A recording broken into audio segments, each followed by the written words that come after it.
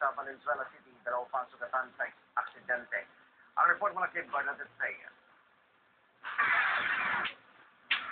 Hindi na mapapakinabangan ng motorsiklong ito matapos sumalbok sa isang pampaserong jeep pasado alas 12 ng ating gabi.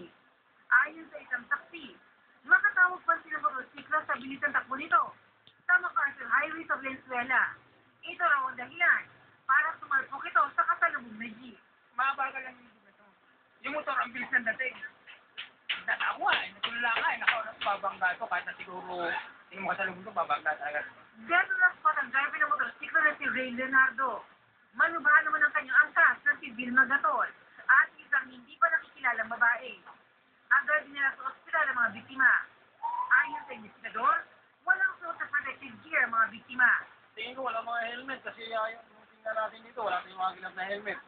Ayon sa driver ng jeep, mabagal lang ang takbo niya at nasa tamang linya ng kalsada na mangyaring aksidente. Galing ako nagkarga ng diesel dyan. Nung makapagkarga ako, papauwi na ako ng malakang. Bigla ko lang nakita lang, matindi ito, sige. Sinapo ko talaga. Magkipagtanong sa lahat ng pandemya. Hindi naman ako matulog-patak ko. Gagawa na niya nila ako para raw kung sumusunod sa talibin. Payo ng mga otoridad sa mga motorista, mas ingat sa pagmamaneho, lalo na kung malaling araw dahil madalas na aksidente sa MacArthur Highway kapag ganitong oras.